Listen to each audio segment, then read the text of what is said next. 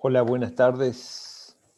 A ver si hay alguno que me escuche y me digan que estoy presente, que me están escuchando. Sí, profe, se escucha. Bien, muchísimas gracias, Delfina. Creo que fuiste vos la que hablaste.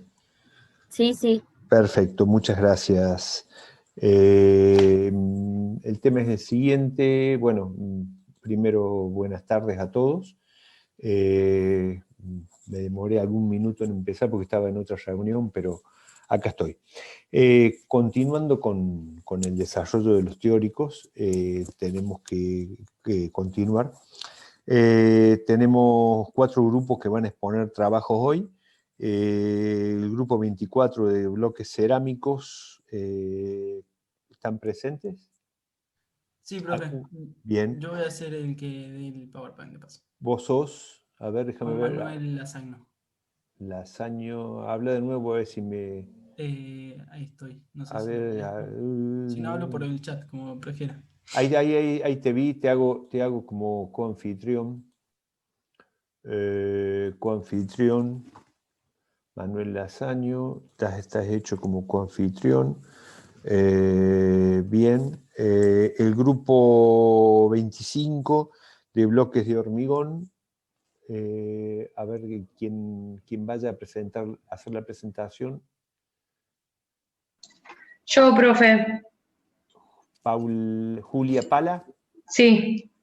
Bien, entonces te voy a hacer como coanfitriona. Bueno. Creo que estamos, no quiero cantar victoria, inaugurando el Zoom Pro, el Zoom, qué sé yo, pago, en el que no se corta. Vamos a hacer todos los juegos para que sea así. El grupo 28 de hormigón celular. Nosotros, profe. Yo soy el que voy a pasar. Rodrigo Gagioli. Sí. Perfecto, entonces te hago como coanfitrión. Bien. Y por último, el grupo que habla de baldosas cerámicas, grupo 30. ¿Quién habla ahí? Profe. ¿Candela? Sí, yo. Perfecto, Candela Roldán, te hago como coanfitriona a vos también. Perfecto. El orden que lo vamos a hacer va a ser bloques cerámicos. Vamos a seguir con baldosas cerámicas para cerrar ese tema. Bloques de hormigón y hormigón celular. Digamos, un poco ese es el orden que vamos a tener. Si no hay ninguna duda, empezá en bloque cerámico, Lasaño, Juan Manuel, podés empezar a compartir tu pantalla y bueno, yo creo que ya podemos casi que estar empezando. A ver, los voy a ir nombrando. Barrera. Julieta. Presente, profe. Gagliano. No está más, ¿no? No, profe. No está más. Giraudo. Presente, profe. Lasaño estaba compartiendo y Molis. Presente, profe. Perfecto. Bueno, si no hay nada distinto, yo desactivo para que no haya interrupciones y los próximos 15 minutos es todo de ustedes, chicos. Perfecto. Bueno, gracias. Nosotros vamos a hablar de bloques cerámicos. Los bloques cerámicos son otro tipo de mampuesto de una fabricación mucho más controlada y prácticamente automatizada.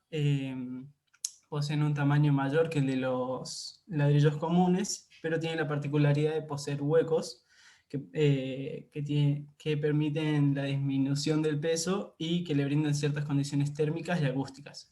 Existen dos tipos, los ladrillos cerámicos portantes, en el que los huecos están orientados en forma vertical, que sirven para soportar las cargas gravitatorias o distintas de la estructura. Y después están los ladrillos los no portantes o paratabiques, que son los que tienen los huecos orientados longitudinalmente, o sea, horizontalmente, que sirven para soportar solamente su propio peso. Entonces se utilizan para cerramientos o tabiques divisores de ambientes.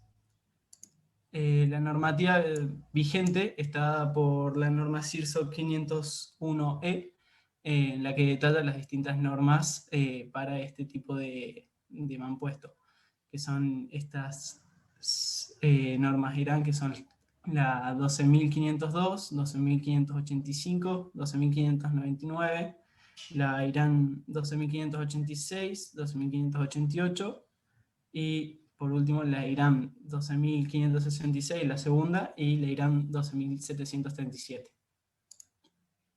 Este mampuesto tiene su origen en lo que ya dijimos, de la necesidad de buscar un material de mayor tamaño, pero con menor peso proporcionalmente respecto al tamaño que los ladrillos utilizados en aquel momento.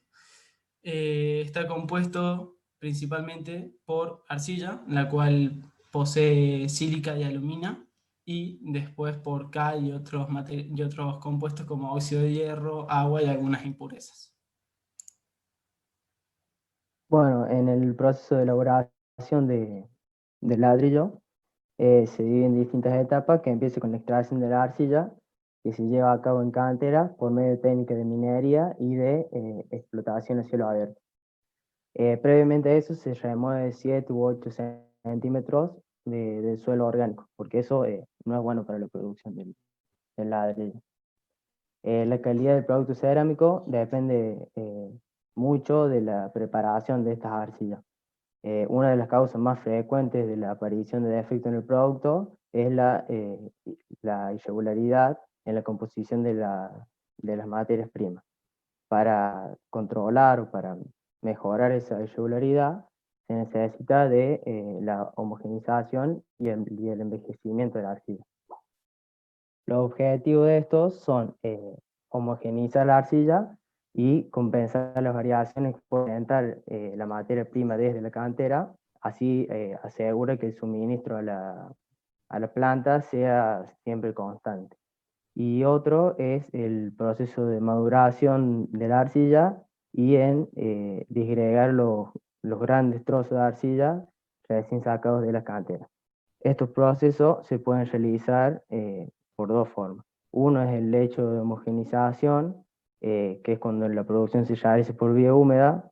En estos lechos, si quieres cambio de diapositiva, en estos lechos se deposita el material en capas horizontales de 500 a 750 metros como máximo, y la altura de estos puede oscilar entre 5 y 8 metros, y un ancho de 5 a 25 metros. Cuando se realiza por vía seca, se realiza en pudrideros, donde se trata de salir con una cantidad de agua apta para la producción. También se producen procesos de fermentación que modificarán la plasticidad de esta arcilla. Si esto no es suficiente, se agrega otra etapa más, que es la de desmenuzado, que como se ve ahí en la imagen, bueno, trate de a los trozos más grandes reducirlos un poco. También tiene ciertos imanes, ciertas cosas que separan las raíces, las piedras y otras cosas. Luego de eso se almacena antes de la planta para luego empezar con el proceso de molienda, que consiste en la adecuación de la granulometría de la arcilla, tanto en su distribución granulométrica como en el tamaño máximo. La calidad del producto cerámico depende en gran medida de esta etapa. La molienda se puede realizar por dos vías. Por la vía seca, que se realiza mediante impacto o percusión, y se realiza en arcillas que tienen una humedad menor del 12% y es adecuada en arcillas duras o secas. también es recomendable en arcillas con elevadas proporciones de carbonatos. Y también se puede realizar por vía húmeda, que por vía húmeda se realiza cuando la humedad de la arcilla es mayor al 12% y tiene elevada plasticidad, es decir, que son más difíciles de secar. En cualquiera de los dos métodos que se utilice, la masa arcillosa, sus partículas no deben ser superiores a 2 milímetros, porque esto incide muy negativamente sobre el acabado superficial y la resistencia mecánica. Bueno, yo voy a hablar sobre el almacenamiento en silo, que es el lugar donde se completa el envejecimiento de las pastas cerámicas y se comienza a ajustar la humedad necesaria para los procesos posteriores. Después sigue el amasado y la extrusión, que una vez alcanzados los niveles de granulometría requerida de la materia prima, se introduce la arcilla en la amasadora, donde se le adiciona agua por primera vez para obtener una masa más maleable. La cantidad de agua que se le agrega depende de la humedad con la que la arcilla venga de la cantera y de las condiciones climáticas a las que está expuesta durante la fase de almacenamiento. La extrusión consiste en el moldeo de la pasta cerámica, es decir, es la etapa del proceso en la cual se le da forma definitiva al ladrillo. Generalmente se realiza con vacío para mejorar la cohesión entre las distintas partículas que componen la pasta y así evitar tener defectos.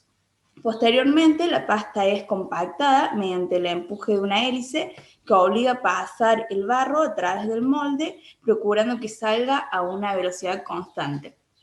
Bueno, después de este paso viene el cortado, en donde acá se utilizan unos hilos metálicos, ahí el video va mostrando.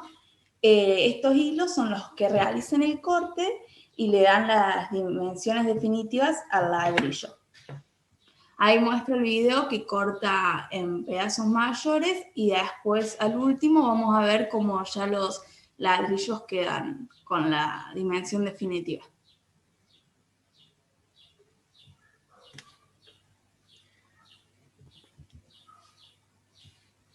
Bueno, el secado consiste en la eliminación del agua que se ha utilizado para efectuar el moldeo de la pieza cerámica. Es una de las fases más delicadas del proceso de producción, puesto que en un mal secado de una pieza puede arruinar por completo la misma. El proceso de secado consiste básicamente en hacer pasar las piezas por una corriente aérea uniforme, con un aumento constante de temperatura según vaya secándose el material o según vaya adentrándose en el secadero. Una parte de la energía térmica necesaria se recupera del horno y otra se aporta en generadores de aire caliente. El avance de caudal de aire necesario en el secadero se hace mediante la conveniente dilución de aire fresco. El secado se realiza mediante aire caliente insuflado de temperatura de 70 a 80 grados centígrados, iniciando el proceso con una temperatura baja y aumentándola después para evitar el choque térmico. Y se divide en dos fases. La primera fase de secado, donde se seca la superficie de la pieza, y la segunda, en la cual se secan los poros de la pieza.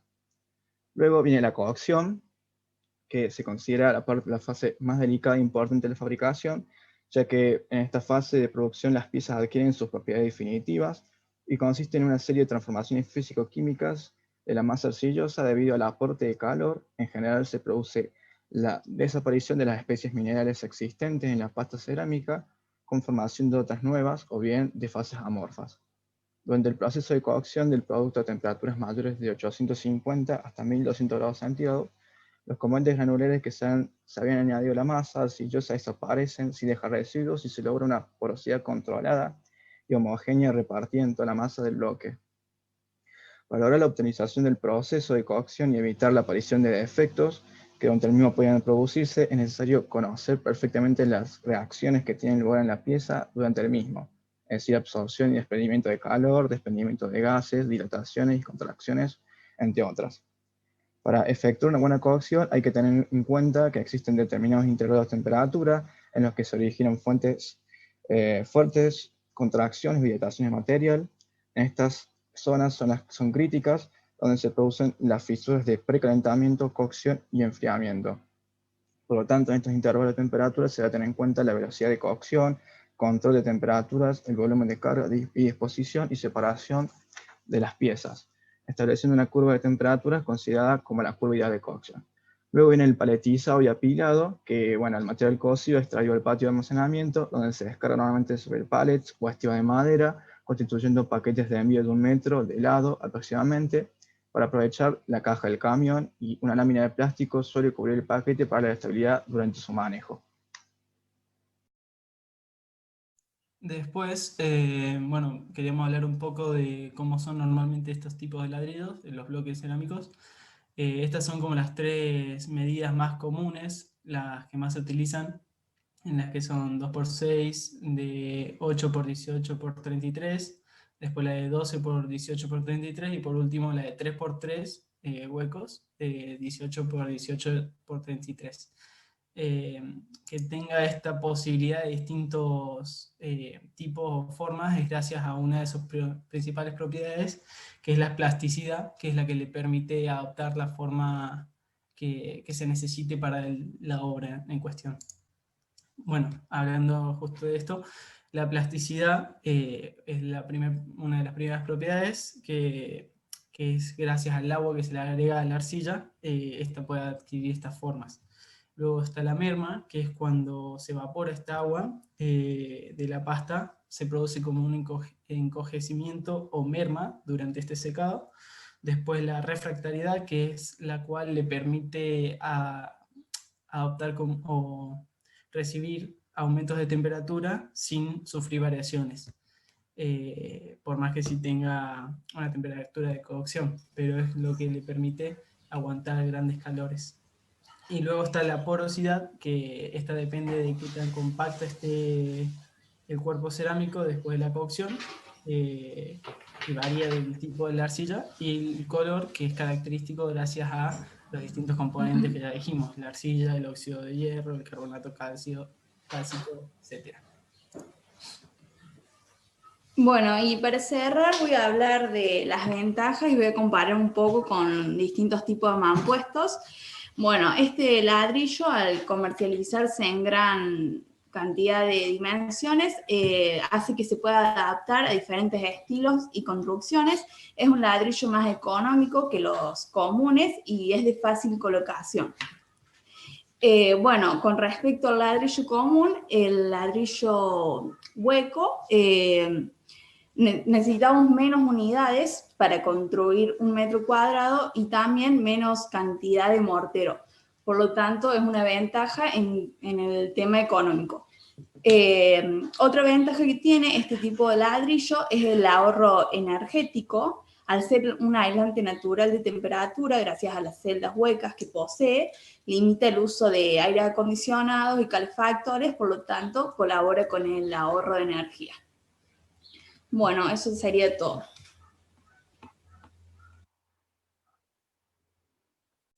Muy bien.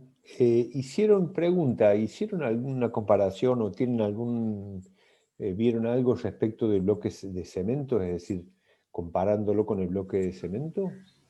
Porque me pareció entender que la comparación era con el ladrillo común, nada más.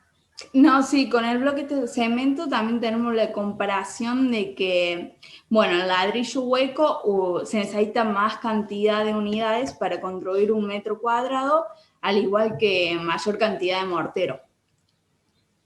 Pero que pesa la mitad y que tiene menor fragilidad, ya que es más pequeño y compacto que el bloque de cemento. Bueno, perfecto. Muy bien. Juan Manuel, deja de compartir la pantalla, está correcto. Y vamos con el siguiente grupo. ¿Ustedes saben si hay algunos chicos que no han podido conectarse o está todo bien? ¿Alguien sabe algo? ¿Nadie sabe nada? Porque veo que estamos en 97 y en teoría a partir de hoy, en realidad a partir del 1 de octubre estaríamos con participantes hasta 300. Me queda la duda si es porque no se han sumado o porque no pueden nada más, pero bueno. Por lo menos en el grupo, profe, no pusieron nada en el grupo de WhatsApp. Entonces está bien, digamos. Bueno, estamos ahí. Bien, vamos con el otro tema. Baldosa, muchas gracias, Delfín. Baldosa Cerámicas, creo que era Candela Roldán, iba a compartir la pantalla. Adelante nomás. Déjala ahí. Ah, bueno, sí, yo voy viendo ahí, vamos tomando asistencia, como quien dice. Bueno, Luisa Burger. Presente.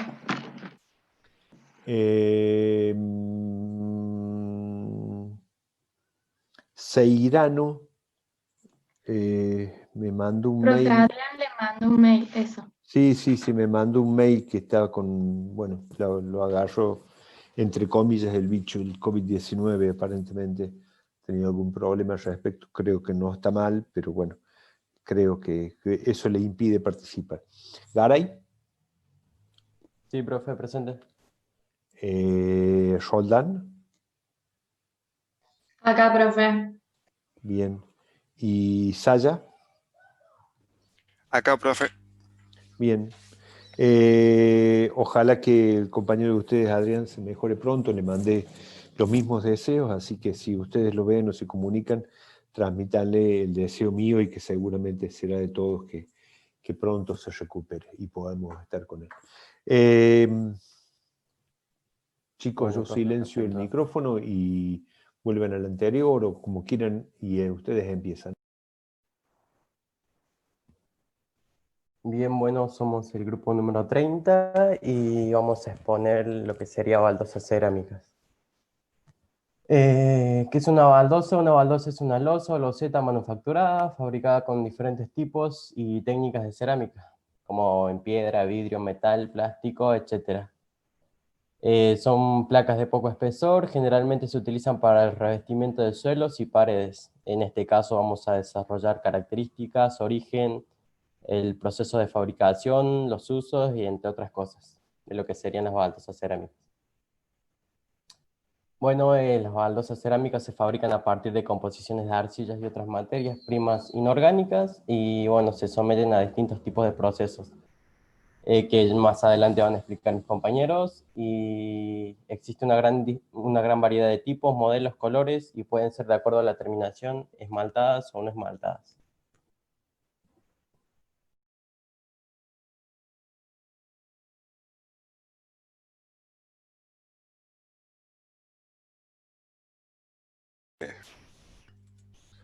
A continuación, le mostraremos el proceso de fabricación de las baldosas cerámicas y sus diferentes etapas. Como podemos ver, esta empresa cuenta con un lugar donde llegan los camiones con los diferentes materiales, los cuales se localizan en la primera estación de recepción y tratamiento de las materias primas. Los materiales que se utilizan son arcillas, feldespato, arena sílice, carbonatos, caolines y caliza, los cuales son almacenados en estos espacios llamados silos. De aquí son transportados a la zona de molienda, a donde son depositados en la tolva. De ahí el material pasará por unas bandas transportadoras a la zona de preparación.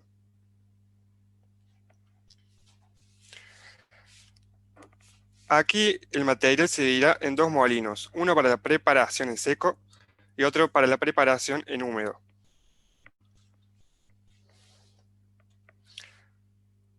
Aquí se obtiene un material llamado barbotina, la cual se transportará por unas tuberías hacia la zona de mezcla.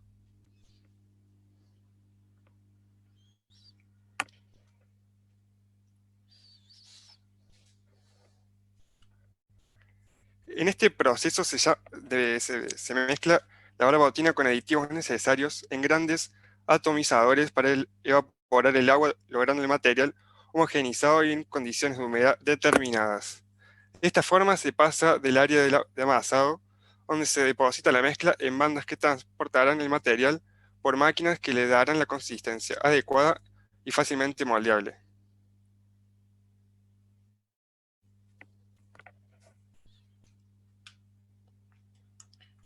Este material se deposita en unos silos de reposo para luego ser utilizado en el proceso de prensado.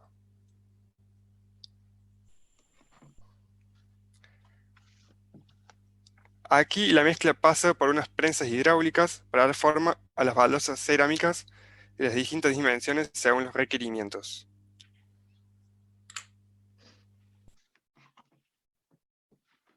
Una vez terminado el prensado, se pasa al proceso de esmaltación y decoración.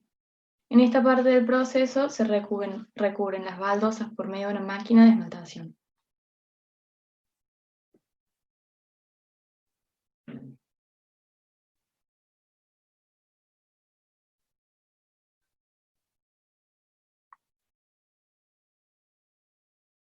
Que es lo que se va a ver recién ahora.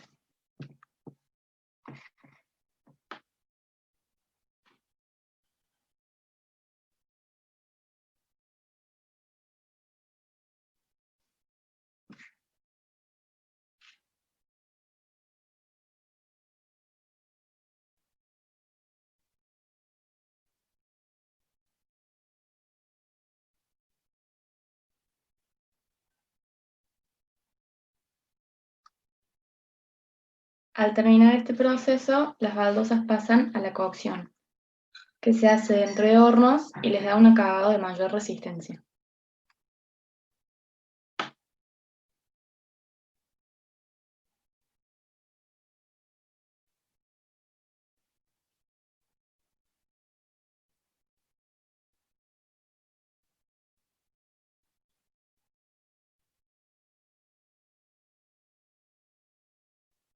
El próximo paso es el control de calidad, donde se analizan los posibles defectos que pueden tener las baldosas y se revisa que cumplan con las condiciones de calidad necesarias.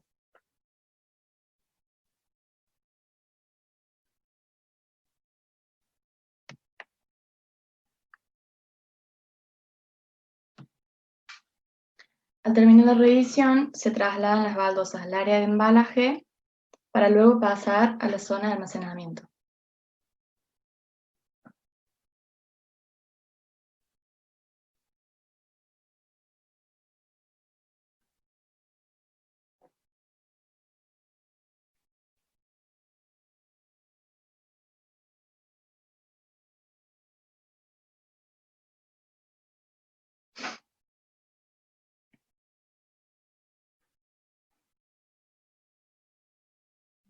Como paso final, el producto se lleva al área de embarque, donde después se despacha hacia los proveedores.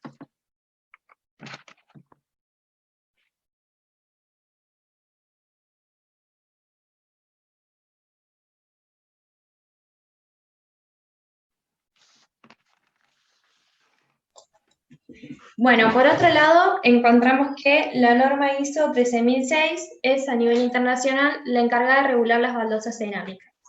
Esta norma define términos y establece clasificaciones, características y requisitos para baldosas cerámicas de la mejor calidad comercial. No es aplicable para baldosas elaboradas por otro proceso que no sea por el proceso normal de extrusión o prensado en seco. Algunos de los aspectos contemplados por dicha norma son determinaciones de dimensiones y aspecto superficial, determinación de la absorción de agua, porosidad, de la resistencia a la flexión y de la fuerza de rotura, de la resistencia al impacto, de la dilatación térmica lineal, entre otros aspectos.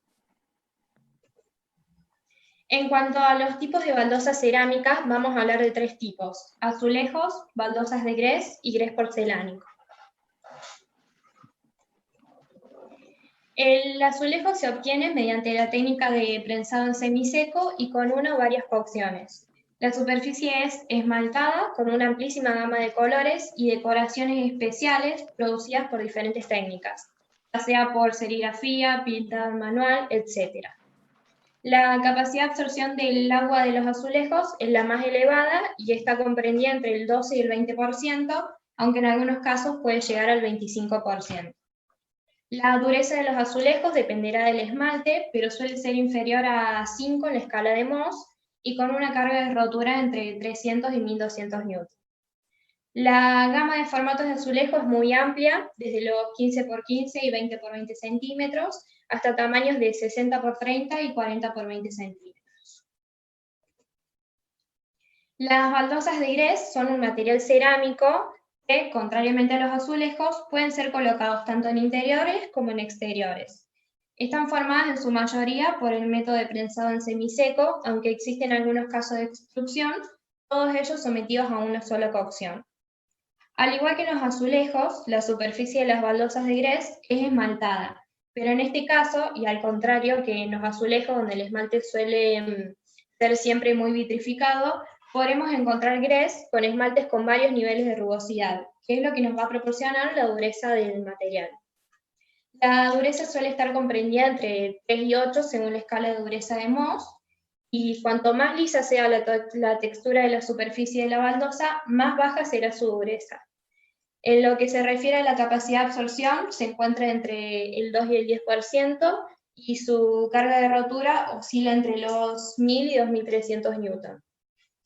Podemos disponer de muchos formatos de baldosas de grés, pero actualmente predominan las de 20 por 20, 30 por 30, 40 por 40 centímetros, y puede llegar hasta formatos de 50 por 50 y 60 por 60 centímetros. El grés porcelánico es la denominación generalizada de las baldosas cerámicas de muy baja absorción de agua, prensadas en seco, no esmaltadas y por tanto sometidas a una única cocción. El cuerpo de la baldosa es del color resultante de la adición de colorantes a su masa, con distribución uniforme o granular. Pueden utilizarse tal como resultan tras la cocción o someterse la cara vista a un proceso de pulido que le da brillo y lisura. La cara vista puede tener relieves con fines decorativos o antideslizantes, y la forma predominante es la cuadrada, de 10 por 10 centímetros hasta 80 por 80, aunque también existen piezas rectangulares.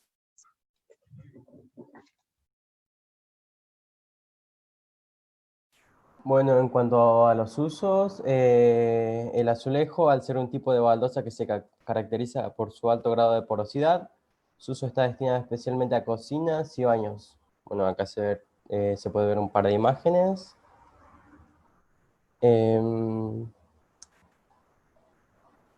Siguiente, pasa a la siguiente diapositiva. Ahí el grés porcelánico se usa en zonas residenciales como no residenciales. Pueden ser espacios comerciales que pueden llegar a sufrir un alto tránsito. Ahí observamos un par de imágenes, y en las baldosas de grés también son usadas en espacios residenciales como no residenciales, y mayormente se utilizan en exteriores como galerías y patios. Eso sería en cuanto a los usos, y en la instalación la vamos a nombrar muy por sobre encima, ya que no es un aspecto fundamental de la cátedra. Bueno, el suelo de baldosa se fija a la superficie del piso o pared con un proceso de albañilería, en su especialidad de solería. Un mortero básicamente compuesto de cal o cemento, arena y agua, que al secarse adquiere una constitución muy dura, aunque menor que la del hormigón, lo que permite la transferencia del peso, calor, a través de todo el enlosado. Una vez que las baldosas se colocan, la junta entre las baldosas se rellenan con leche o base de mortero, que se sella contra la humedad una vez que se seca. Eso sería todo, profe. Muy bien. Volvete un par de láminas atrás a donde empezaste con los usos o aplicaciones, no sé cómo le llamaron. Ahí. Ponlo grande, así lo ven mejor todos. Dice, al ser un tipo de baldosa de alto grado de porosidad, su uso está destinado especialmente a cocinas y baños. Si tiene alto grado de porosidad, quiere decir que absorbe mucha agua y elementos que pueden no ser, digamos, compatibles con el uso en cocinas y baños. Es decir, acá hay algo o bueno, en una de esas yo no lo entiendo. No sé si alguno me lo puede explicar o cómo será.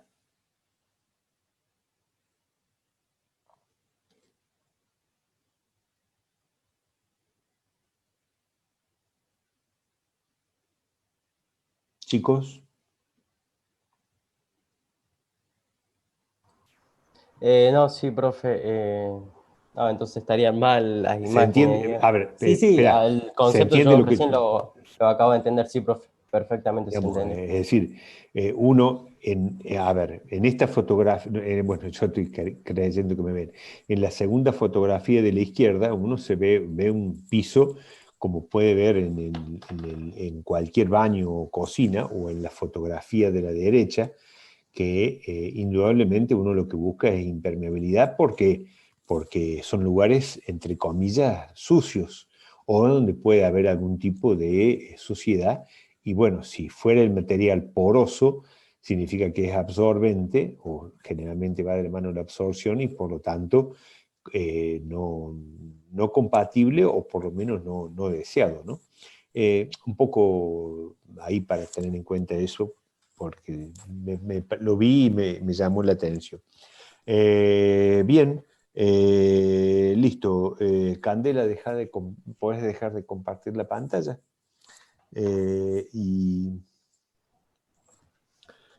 Así vamos al siguiente tema, que es, dijimos, bloques de hormigón, en donde Julia nos iba a compartir la pantalla. ¿Estaba haciéndolo o me pareció a mí? Julia, ahí está. Y voy tomando asistencia, ¿sí? Bartis. Presente. Concha Flores. Cona Flores. Yo, profe. Ah, perdón. Cona Flores, discúlpame. Delfina Gil. Presente, profe. Juárez Capellini. Presente. Bueno, Julia Pala es la que está compartiendo. Y Lautaro Tenorio. Presente, profe. Bien. Chicos, es todo de ustedes. Yo silencio y adelante nomás. Bueno, nosotros somos el grupo número 25 y vamos a hablarles sobre los bloques de hormigón. El bloque de hormigón es un mampuesto artificial premoldeado que tiene alta resistencia, es muy estético y se caracteriza por su cantidad de aplicaciones. Tiene una variedad de piezas y accesorios que logran soluciones técnicas y arquitectónicas más convenientes. Su textura superficial depende de varios aspectos como la graduación de agregados, el contenido de humedad, la intensidad de compactación durante su moldeo. Y su sistema de fabricación permite obtener valores de resistencia más elevados que los materiales tradicionales, digamos. El hormigón tiende a contraerse al disminuir su contenido de humedad. Entonces en la pared aparecen tensiones de tracción y de corte, por lo que al colocar estos bloques es más conveniente que el contenido de humedad sea el más aproximado al promedio del ambiente seco que, digamos, al que van a estar expuestas estas paredes. El origen de estos bloques de hormigón, digamos, cuando se arrancaron a producir, el sistema de fabricación era en unos equipos llamados bloqueras, pero era un sistema muy precario, por lo que no había productos con calidad, con alta calidad. Hasta que se llegó a unos equipos que tienen alta potencia de vibrado y compresión, dosificación racional y curado en cámaras de vapor, lo que nos permite obtener un mampuesto de hormigón de alta calidad, resistencia y durabilidad. Tiene un excelente comportamiento estructural, gran resistencia al fuego y óptimas propiedades acústicas y buena aislación térmica.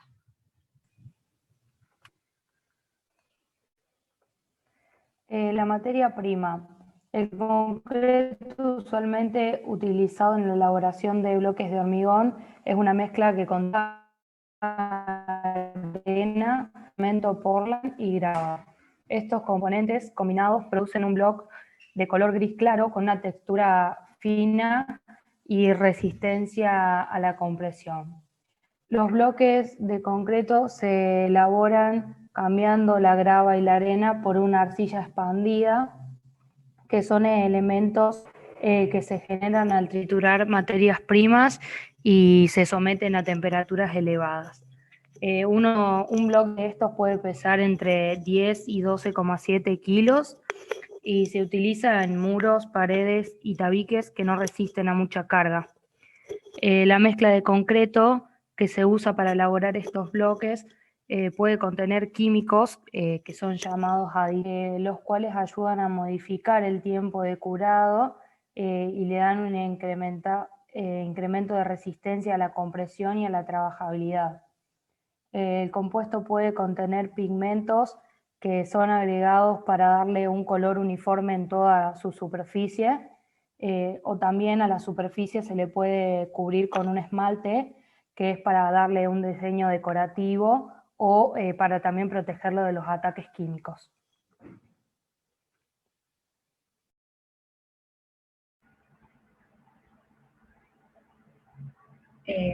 Bueno, el sistema de producción, el sistema de producción más adecuado es aquel que consiste en una planta equipada con una moledora estática, en donde bajo un control se programan las diferentes dosificaciones para la producción de los diferentes tipos de bloques. La gran potencia de vibrado y prensado que poseen estos equipos hacen que la calidad del producto sea siempre superior a la exigencia de la norma y confieren una calidad constante que se repite siempre que se respeten los parámetros relacionados con la calidad del hormigón, como pueden ser la cuidadosa selección de áreos, el estudio granulométrico, la dosificación acorde a la resistencia especificada o lo requerido para casos especiales, elevada potencia de vibrado y compactación, curado controlado que se realiza en las cámaras de finanzas, bueno, así, control de calidad mediante los ensayos de laboratorio. Otro de los aspectos que le confieren versatilidad a la producción a la industria del bloque es la posibilidad de utilizar diferentes tipos de agregados para la confección del pastón, como por ejemplo, si se desea obtener bloques más livianos, en lugar de utilizar agregados naturales de densidad normal, utilizamos agregados de baja densidad. El molde del bloque de hormigón se logra con una vibración muy energética en bandejas metálicas y posteriormente se produce el handling o el manipuleo del bloque, en el cual, bueno, puede ser manual o automático. Se carga el bloque crudo en bandejas y se los deposita en estantes metálicos de varios pisos de altura. Luego estos estantes son desplazados por rieles hasta las cámaras de curado. El curado es muy importante para acelerar el proceso de hidratación del cemento, permitiendo bajo condiciones óptimas de temperatura y humedad alcanzar un mejor fraguado del hormigón. Y finalmente de la cámara de curado pasan a los depósitos y se realiza el control de calidad. Bueno, hablando de la parte de usos y características, empiezo por la parte de usos. El bloque de hormigón se puede utilizar como sustituto del ladrillo común o ladrillo hueco. Evidencia de esto son las viviendas unifamiliares, planes de vivienda, edificios de altura, centros comerciales, vigas, dinteles, columnas, etc. Otro tipo de bloque de hormigón es el texturado. Este sirve para la construcción de muros vistos y se le puede aplicar un color determinado, con la intención de agregar un aspecto más natural. Las características son 5, empezando por la absorción de agua. Es el índice que representa el grado de compacidad o porosidad de un bloque de hormigón. Luego tenemos la resistencia, se determina mediante el ensayo especificado en la norma IRAM 11561-4. Vale aclarar que esta característica, unida a la anterior, la cual es la absorción de agua, determina la durabilidad del bloque y la posibilidad de ser empleado en parámetros exteriores sin revestimiento. Otra característica es la contracción por secado. Esta norma, este método de ensayo está determinado en la sección 3.5 de la norma IRAM 11561-4. Luego tenemos el contenido de humedad. Como se dijo al principio de la presentación, el hormigón tiende a contraer o disminuir su contenido de humedad. Esto genera tensiones de tracción o corte, tracción y corte en el muro. Y bueno, su método de determinación está especificado en la norma IRAM 11561-4, de igual manera. Y bueno, como última característica, textura superficial, determinación y apariencia. La textura superficial de los bloques de hormigón es muy variada, pudiendo satisfacer requerimientos físicos y arquitectónicos. Y bueno, los diferentes tipos de rugosidad y textura superficial dependen de la graduación de los agregados, proporción de la mezcla, contenido de humedad y grado de compactación durante el moldeo. Bueno, la clasificación o tipos, debido a que los bloques de hormigón nos permiten desarrollar sistemas constructivos, existen varios tipos de bloques que satisfacen todas las exigencias que puedan aparecer. Además, gracias a la versatilidad de su fabricación, no hay límites en cuanto a la forma y tamaño en el que se pueden fabricar, ya que esto solo depende de la capacidad del equipo y del molde instalado. El bloque de hormigón básico o equivalente posee dos huecos verticales pasantes y por lo general se denomina 20 por 20 por 40, ya que son sus medidas en centímetros. Sus extremos pueden ser lisos o con salientes para ordenar la colocación de la mezcla de morteros en la junta vertical. Los bloques de hormigón se dividen en portantes y no portantes según su resistencia a la compresión y también por su color o terminación. Los principales tipos de bloques son el de gafa, que suele ser más utilizado como huecos de forma horizontal para permitir un poco de visión y dar paso al aire con el exterior. De multicara, que es el que posee sus huecos internos compartimentados y se utilizan generalmente cuando se quiere construir una pared de una sola hoja. Los de carga, que suelen ser más macizos y utilizarse para muros que tienen funciones estructurales. Y después los podemos clasificar en sus formas de acabados. Los revestidos, que son bloques que tienen la suficiente rugosidad para proporcionar una buena adherencia al revestimiento. El armado tipo U, los cuales se emplean como sunchos para cubrir cantos de forjado o para crear dinteles. Y por último, los de cara vista, que son los que tienen al menos una cara preparada para no necesitar revestimiento. Bueno, con respecto a la normativa, las recomendaciones para la elección de los bloques de hormigón y la ejecución de la mampostería se establece en la norma 11.561. La asociación del bloque de hormigón con el Instituto de Cemento Portland argentino y el Instituto Nacional de Tecnología Industrial implementaron a partir del 2005 un programa de certificación de calidad para los bloques de hormigón y los adoquines de hormigón, con el objetivo de garantizar a los usuarios que adquieren este producto la constancia de calidad. Después tenemos el impacto ambiental, que el hormigón es un material de construcción que requiere un volumen importante de recursos, que esto genera problemas ambientales por la extracción de materiales pétreos de los entornos naturales. Después de que las plantas de prefabricados se encuentran como altas consumidores de áridos, que esto conlleva al rápido agotamiento de las reservas naturales de los áridos provenientes tanto de cauces como de canteras. Y también produce una gran escasez de materias primas, algunas de ellas no renovables, constituyendo una gran preocupación y sumando a esto la afectación del ecosistema. Esta situación motiva a preservar y proteger el medio ambiente de un inminente desequilibrio ecológico, siendo necesario recurrir a soluciones alternativas y a estudios medioambientales. Por esto, se hizo estudios nacionales e internacionales que demostraron que las propiedades físicas y mecánicas del hormigón constituido por adiciones racionales de árido reciclado, en su mezcla garantizan la utilización adecuada de este material.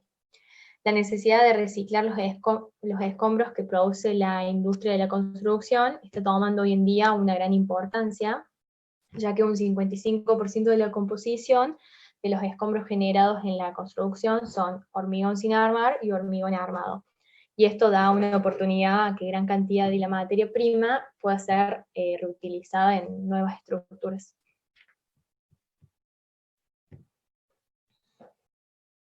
Bueno, y ahí terminamos. Muy bien, chicos. Digamos, respecto, bueno, bien el trabajo en general. Respecto a esto último que plantearon, del impacto ambiental, me quedo con esto último. Por un lado dijiste, creo que sos vos, Valentina, la que hablaste, el tema de los cursos de canteras de cursos de agua. Digamos, por lo menos en la provincia de Córdoba y en muchos lugares, está prohibida la extracción de áridos de cursos de agua, es decir, de los ríos. Entonces, Ajá. digamos, no se podría extraer. Claro, no impacta en eso. Claro, no debería. Pero sí a ver, todo lo que es producción de hormigón, la industria del hormigón, a través de la producción de áridos y la producción de cemento, es uno de los grandes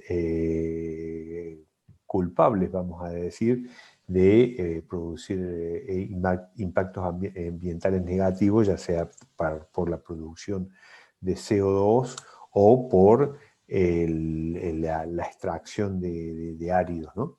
Pero bueno, eso es un tema, digamos, si no hubiera producción de materiales como el hormigón, no habría muchas obras, y bueno, digamos, un poco ahí es cuestión de encontrar el equilibrio. Y en esto voy a lo que decís vos, es decir, todo el trabajo, gran parte de la investigación que se desarrolla en el mundo está apuntada a esto, a minimizar el impacto ambiental de materiales como el hormigón, que tienen, repito, un gran impacto ambiental. Y en esto particular que mencionaste de los digamos, desechos de obras para reutilizar como áridos reciclados, si no entendí mal, ¿puede ser? Sí. Bueno, está muy bien, eso también está muy estudiado y se ha trabajado y se trabaja en eso. El gran inconveniente que tiene esto, el gran inconveniente, es la trazabilidad. ¿Por qué? Porque en una obra, salvo que esté especificado, no se clasifican los desechos y van todos juntos. Entonces después es difícil de clasificar los residuos. Es decir, pasa con todos los residuos. Si hablamos de plástico, si hablamos de lo que fuere, es difícil de clasificar los residuos porque son materiales de diferentes características. Entonces, si hablamos de residuos de hormigón, no es lo mismo un residuo de un hormigón H15 que de un hormigón H50. Las características del material a reciclar o reciclado, ¿no? No sé si se alcanza a entender, quería hacer la aclaración, pero está muy bien lo que ustedes han planteado, ¿no? Sí. Bien. Perfecto. Julia, si dejas de compartir pantalla, vamos al último tema, que es hormigón celular, en donde Rodrigo, ahí ya está, por compartir la pantalla. A ver, Barale, voy tomando asistencia, disculpen. Presente, profe. Juan Barale, bien. Rodrigo Gagioli está compartiendo la pantalla, obvio. Facundo García. Presente, profe. Juan Cruz Novela. Presente, profe. Bien. Juan Vargas Rivero. Presente, profe. Bien. Y Diego Sampieri. Presente, profe. Perfecto.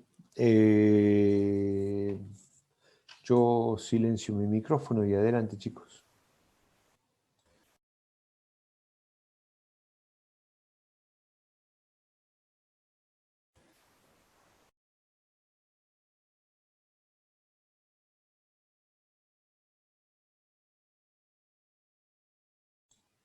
Yo no estoy escuchando, no sé si el resto escucha o han empezado. No, estoy escuchando, ingeniero. No se escucha a los que están exponiendo. No, yo tampoco lo escucho, compañero. A ver, no sé quién tenía que hablar, pero...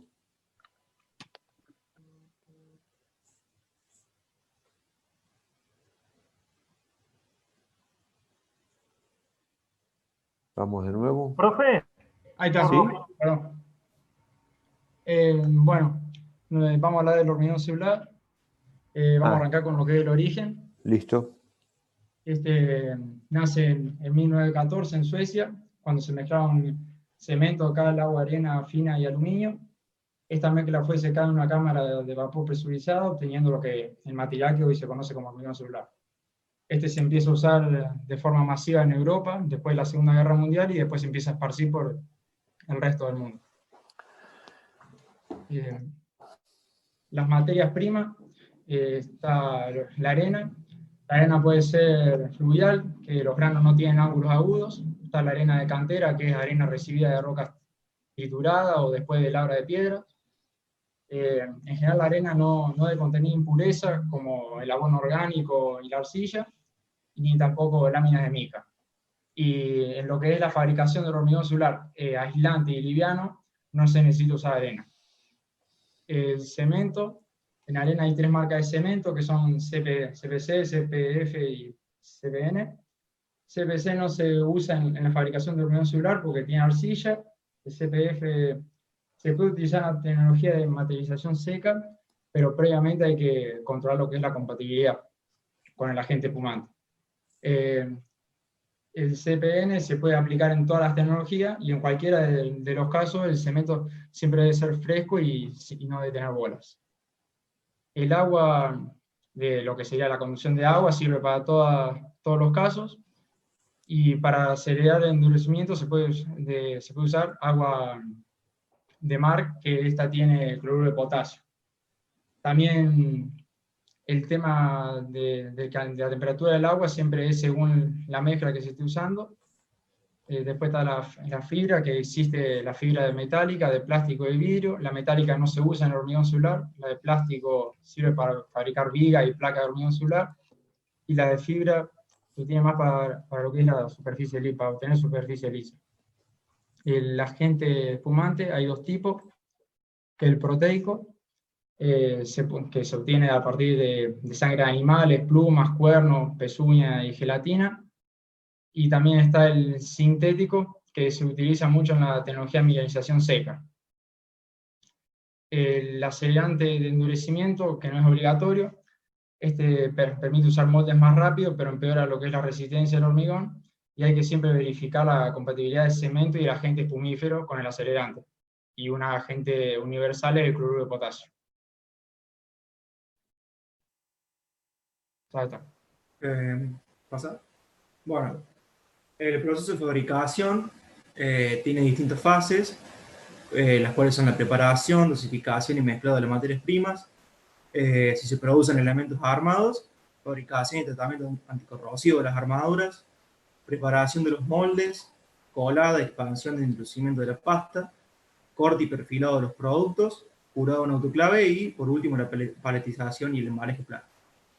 Bueno, el proceso en sí consiste en vertir una mezcla homogénea de las materias primas en un molde, la cual se la deja reposar a la misma para que se endurezca y así después hacer el desencofrado. A este bloque, que se asemeja a una torta, con alambres de acero se le realizan cortes a lo largo, si son elementos reforzados, o longitudinal o transversalmente, si son bloques. Bueno, estos productos que se obtienen, durante 10 a 12 horas, se los pone en un tratamiento térmico en autoclave, a 10 bares de presión y 180 grados aproximadamente. Bueno, estas condiciones producen una reacción hidrotérmica, en la cual se mezcla la cal y la arena, formando cristales de formas muy particulares. Este tratamiento del autoclave es el que le da sus propiedades mecánicas al bloque de hormigón definitivamente. Bueno, cada fase de producción del hormigón se va testeando en un laboratorio de la fábrica, en el cual cuando ingresa la materia prima hasta ya el producto finalizado, se le van haciendo controles de calidad. También existe un proceso alternativo, que en este no se usa ni polvo de aluminio, ni yeso, ni cal, en el cual pueden generar absorción de agua y algunas fisuras. Bueno, este proceso consiste en utilizar agentes espumígenos proteicos, los cuales, conjunto con el calor natural, del calor natural de la hidratación, hacen el fraguado. Esto tiene muy buenos resultados, ya que tienen mayor resistencia acústica y mayor resistencia térmica y también la resistencia mecánica. Tiene otras ventajas, como por ejemplo que el menor consumo de energía y la posibilidad de realizar el trabajo en el lugar en el que se lo necesita. Bueno, este sistema se hace mediante una mezcladora que también sirve para, por ejemplo, el bombeo de contrapisos, viviendas con encofrado o premoleado de relleno. Bueno, aparte del proceso alternativo nombrado anteriormente, pusimos acá otros tipos de métodos para la fabricación del hormigón celular, como el método clásico, que en este método consiste en que por medio de una mezcladora horizontal, como se ve ahí en la imagen, la primera imagen, se mezcle agua, cemento y arena. Bueno, luego de que se haya mezclado bien, se le añade espuma. Esto se entremezcla rápidamente para que la burbuja de la espuma no se destruyan. Luego ya queda listo y se vierte la mezcla a los moldes o al encofrado. Y para este método es recomendable que se emplee arena tamizada y un espumífero proteico. Y también se recomienda que el volumen de la mezcladora no sea más de 1 metro cúbico. Bueno, también se pueden hacer, con este método se pueden hacer bloques, verter contrapisos y paredes al encofrado. Y este tipo de método no requiere autoclave. Después el otro, que es por el medio de cavitación, en este método se carga arena, cemento, agua y un espumífero sintético en una mezcladora vertical hermética, como se ve ahí en la segunda imagen. En esta mezcladora se da la presión del aire y se pone en marcha el motor, que tiene ahí adentro, unas paletas que hacen 400 rotaciones por minuto. Bueno, luego de mezclar todo con la presión del aire, la mezcla se descarga por la manguera y después de eso genera que la presión disminuya bruscamente y en la estructura de la mezcla se forman burbujas. Cada burbuja que se forma son todas diferentes. Bueno, y en este método es conveniente para verter la mezcla al encofrado, como para hacer paredes y hacer contrapisos. Y se recomienda también que se use un espumífero sintético. Bueno, el tercer método es la tecnología de la mineralización seca, en donde primeramente se hace la espuma muy líquida. Esta espuma contiene todo el agua necesaria para la mezcla. Luego en la mezcla se pone cemento y arena. Esta mezcla de cemento y arena se prepara de forma separada y sin agua. Cuando se pone la mezcla de cemento y arena a la espuma, las partículas de cemento envuelven las burbujas de la espuma, y entre estas burbujas cae la arena. Obtenemos así una mezcla muy resistente. La tecnología sirve para bloques, tanto para paredes como para contrapisos. En esta tecnología se usan espumíferos de todos tipos, pero se necesita un buen especialista para calcular bien la cantidad de la espuma y preparar la mezcla de cemento y arena sin agua. Bueno, para este método se puede usar las mini mezcladoras, que es las que vemos en azul, y para fabricaciones industriales se recomienda hacer en máquinas mezcladoras verticales, que es la plateada. Bueno, el cuarto método, la tecnología de creación de burbujas en un lugar de construcción. Se usa esta tecnología cuando hay que verter contrapisos y paredes en edificios altos. La fabricación de hormigón celular se realiza con la ayuda de un polizador. Lo esencial es que abajo del edificio se haga la mezcla de agua, cemento y arena, donde se interpone la espuma a la mezcla antes de levantarla.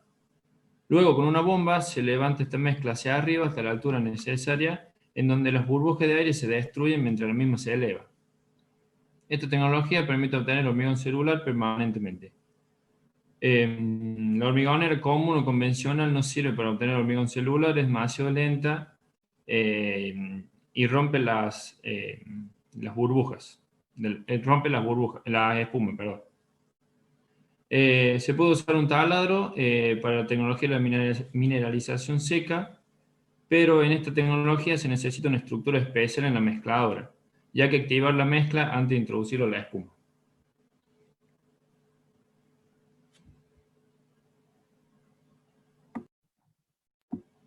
Pasa a la diapositiva. Bueno, yo le voy a hablar. ¿Se escucha, profe? ¿Se Sí, se escucha? escucha, se Listo, escucha. joya. Bueno, yo le voy a hablar de las propiedades más importantes del hormigón celular. Una de estas es la baja conductividad térmica de este, que esto es debido a su estructura molecular, que está formada por millones de burbujas de aires, una independiente de la otra, distribuidas homogéneamente, donde esto también le da a las personas un ahorro económico y energético. Después es la resistencia al fuego, que al ser fabricado por materias primas minerales no contiene ningún derivado combustible, lo que le hace soportar muy altas temperaturas. Un ejemplo sería que un muro de 15 centímetros de espesor puede aguantar de forma intacta alrededor de 3 horas, sometida a unos 1000-1200 grados centígrados. Otra de estas es la resistencia a la humedad del hormigón celular, que presenta una absorción menor al hormigón tradicional y una baja capilaridad. Esto se debe, como ya dijimos anteriormente, a su estructura molecular. Después, el hormigón celular resiste a condiciones naturales extremas. Esto se da debido a los valores que le otorgan sus materias primas y además es superior está libre de plagas, que esto se debe que es superior a la formación de hongos respecto a otros tipos de hormigones. Después tiene una muy buena aislación acústica, que esto se debe a las millones de burbujas que contiene el hormigón celular, que forman como una barrera en contra de las ondas sonoras. Y por último, se dice que tiene un proceso productivo ecológico, ya que no genera residuos y utiliza una baja cantidad de energía. Si puede pasar a la siguiente filmina. Bueno, una de las ventajas que tiene este material es que puede calificarse como sostenible, no tanto por su composición, sino por sus características y propiedades energéticas, ya que en su fabricación no se utilizan sustancias nocivas y se conforma de materias primas que abundan en la naturaleza. Cuando se termina su tratamiento de autoclave, se da por finalizada la fabricación, siendo este un procedimiento que consume muy poca energía y sus eventuales recortes comúnmente son reciclados. Los lugares construidos con este material necesitan consumir un mínimo de energía para controlar la temperatura, lo que produce un ahorro del 50% de energía y a su vez disminuye la emisión de CO2 a la atmósfera. Las obras realizadas con este material son limpias, secas y producen muy pocos desperdicios. No contiene sustancias tóxicas, por lo que no presenta peligro para la salud de las personas o del medio ambiente. Para fabricarlo no se necesita mucha energía, ya que la producción de 1 metro cúbico de hormigón celular tratado en autoclave consume de solo 250 kWh por hora, lo que representa una cifra muy inferior a la de los ladrillos cerámicos macizos. Pasa de filmina. Pasa de filmina. Ahí está. La principal desventaja del hormigón celular es que tiene una alta higroscopicidad. A pesar del hecho de que los bloques de concreto airado son responsables de la formación del nivel óptimo de humedad, con el tiempo la humedad comienza a acumularse en su estructura y como resultado puede llevar a que ésta se destruya.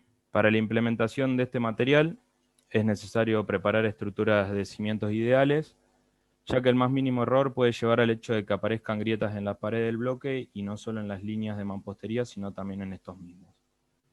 Para estos materiales se necesitan comprar anclajes especiales para el hormigón y no se pueden construir edificios con más de 5 pisos de concreto aireado en bloque. Es necesario que sean transportados los bloques de concreto con mucho cuidado, ya que la estructura porosa hace que estos materiales sean más frágiles. Pasa. Bueno, existen entre los ensayos mecánicos, que son el ensayo de compresión simple, ensayo de flexión, ensayo de tracción, el módulo elástico y relación de Poisson, que solamente los vamos a nombrar ya que los vimos en el práctico. Y pasa de Filmina.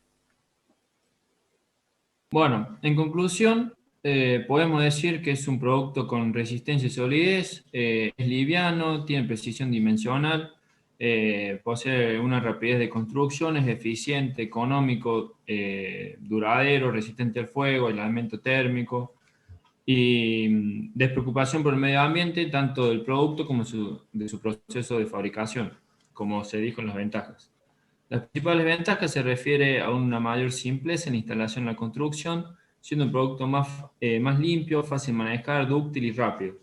Se puede cortar fácilmente con un serrucho en mano, una sierra de wincha eléctrica, y se puede perforar, ranular, lijar, hasta lograr las formas deseadas, pareciéndose hacia la madera, que además, además de simplificar las instalaciones de ductería eléctrica.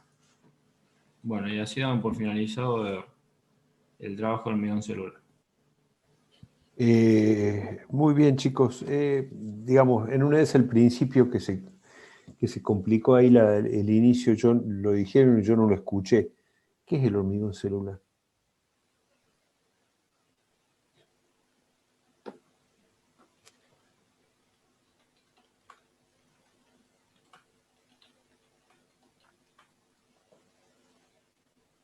¿Cómo, profe?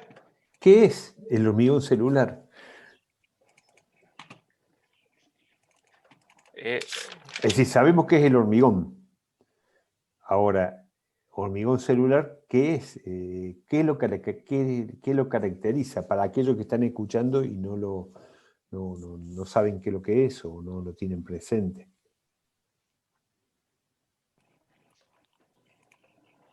Con palabras de ustedes, no hace falta saber con lo que es han hormigón estudiado. fabricado a base de agua, arena, cemento y aire. No tiene la burbuja esa de aire que por eso también lo hace tan liviano. Está bien, es decir, es un material que se llama hormigón celular, pero en definitiva es un material de base cementicia que en base con el agregado de espumígenos, de alguna forma, que ustedes han explicado de diferentes formas, tiene un porcentaje de aire altísimo, lo que hace que sea más liviano y tenga muchas de las características que ustedes mencionaron, ¿sí? Digamos, no es más que eso, es decir, una mezcla cementicia muy porosa. Y, digamos, ustedes plantearon muchas ventajas al final. Uno ve todas esas ventajas y diría, bueno, entonces, ¿por qué no se hacen todas las casas con hormigón celular? Básicamente, visto profe, algo, es por el precio. Es por el precio que se maneja, tiene un precio muy elevado. Sí. Ahí está, eso quería que mencionaran, porque si no, sí. digamos, En las es desventajas como no que... se nombró, pero sí, acá en Argentina tiene un precio elevado, bastante elevado en comparación de otros del hormigón común y corriente. Eso es lo que faltaba agregar para cerrar esa parte, porque si no, y volver... Sí, es como que es todo perfecto el hormigón celular. Claro, sí. pasa a las ventajas, uno dice, esto es la panacea, es lo mejor de todo, y resulta que por algún lado está la parte floja, y es eso justamente, que tiene un costo, bueno, un costo muy alto, ¿no? Es elevado, sí. Muchas ventajas. Por lo menos acá en Argentina. Sí. En otros lados hay que ver. No buscamos en relación a otros lados. No sé en Europa cómo se manejará, pero por lo menos en Argentina, profe, el precio sí. El tema es el siguiente. En lugares en donde la mano de obra tiene un costo muy alto, que construir con sistemas o materiales que disminuyan la cantidad de mano de obra, disminuye los costos de la obra. Pero en lugares en donde la mano de obra, y sobre todo en este momento particular en que nos encontramos,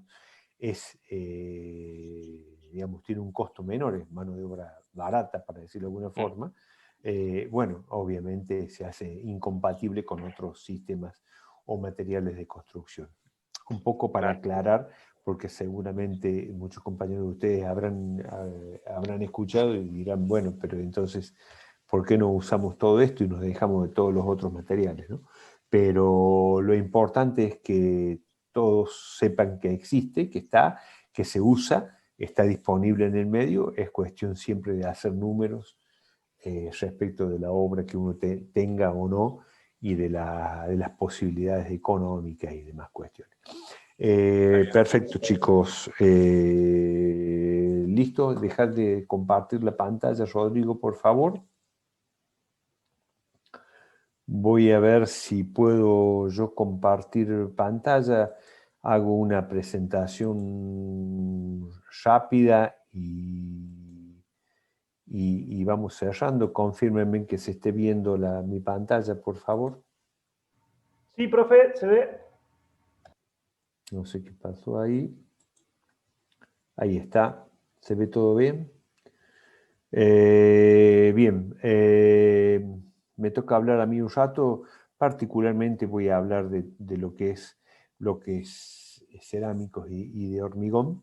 Pero antes quería mostrarles esta lámina en donde un poco seguramente tienen ustedes las respuestas a algunas preguntas que escuché durante el práctico la semana pasada.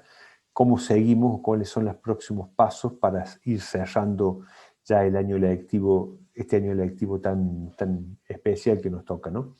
Tenemos, bueno, la clase de hoy, la clase del martes que viene, el martes 13 y el martes 20 es teórico y presentación de trabajos, y ahí cerramos. El 27, el segundo parcial.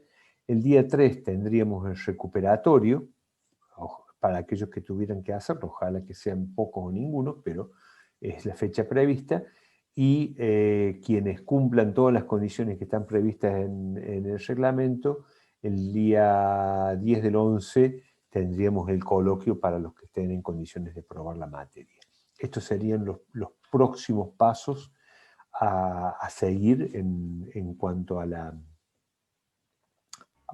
repito, para cerrar el año lectivo en que estamos. A partir de esto, quería ver acá...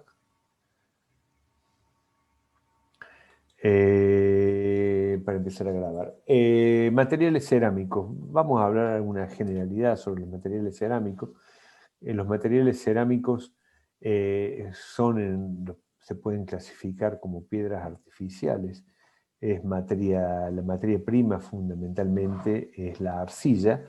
¿Y qué es la arcilla? Es un producto propio de la sedimentación, de la descomposición de otras rocas, en donde las arcillas tienen un gran componente de materiales que predominan los óxidos de hierro, por ejemplo, que le dan el color tan característico. Roca feldespática, granito, gneiss, lava, son todas dan origen a materiales arcillosos, o caoliníticos, por ejemplo, dan origen a todo lo que es losa, y cerámicas, los micáceos. Y acá mencionamos la losa, ¿por qué? Porque desde el punto de vista de la ingeniería civil, todo lo que son artefactos de baño, por ejemplo, se hacen con materiales cerámicos de tipo caoliníticos, que es la losa particularmente, ¿sí? Así, decíamos, los yacimientos cuando son caoliníticos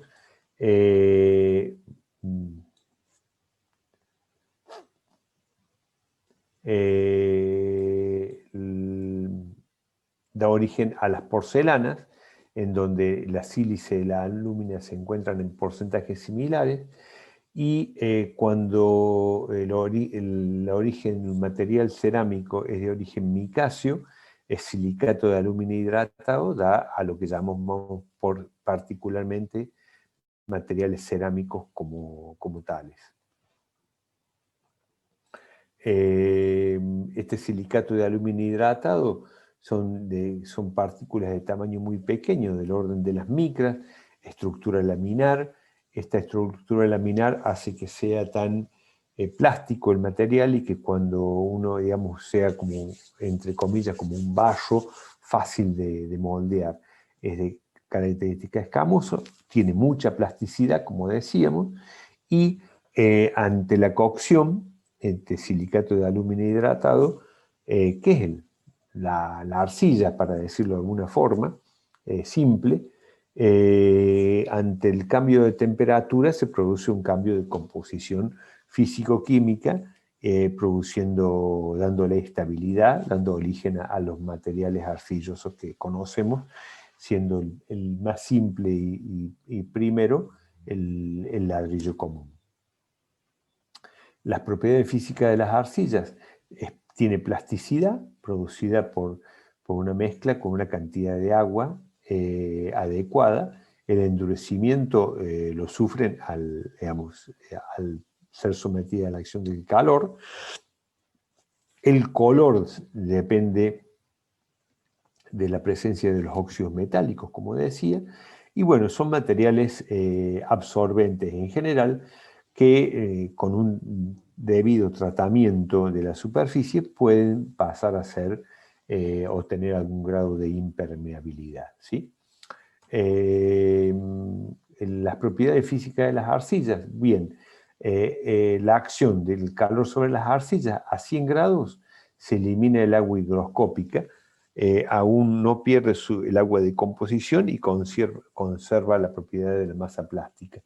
Entre 300 y 400 grados centígrados, llamada de liberada, perdiendo la propiedad de dar masas plásticas, es decir, ya empieza a tener algo de consistencia.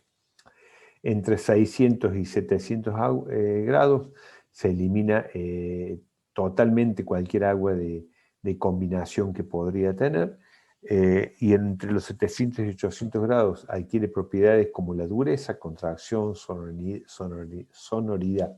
Es decir, los hornos de cerámica común, bueno, trabajan a esta temperatura, y a esta temperatura se produce ya la transformación en un material duro. A medida que aumenta la temperatura, se completa la combinación, y bueno, si llegáramos a los 1500 grados, llegaríamos o aparecería la vitrificación propiamente dicha. Es el diferente proceso de cocción de la arcilla. En forma simple, y para entenderlo, alrededor de los 900 grados es la cerámica común, entre los 1000 y 1300 grados la losa o grés cerámica que mencionaban sus compañeros, y cuando llegamos a temperaturas mayores dan origen a los productos refractarios, la porcelana o, muy usados últimamente, los porcelanatos como revestimientos. Es decir, uno por ahí dice o pregunta por qué el precio de algunos materiales, particularmente los porcelanatos, bueno, necesitan una tecnología para la fabricación mucho mayor, dando materiales de mejor calidad, obviamente, ¿no? Por ese motivo. Bueno, esto es más o menos lo mismo. Las arcillas cauliníticas o micáceas, más calor, más fundentes, desengrasantes y colorantes, da origen a los materiales cerámicos en general que hablamos. Características: que es cristalino, frágil, tiene buen comportamiento térmico, puede ser utilizado para alfarería en general, pero en la construcción nos interesan los ladrillos comunes, ladrillos huecos, tejas, cerámicos para revestimiento.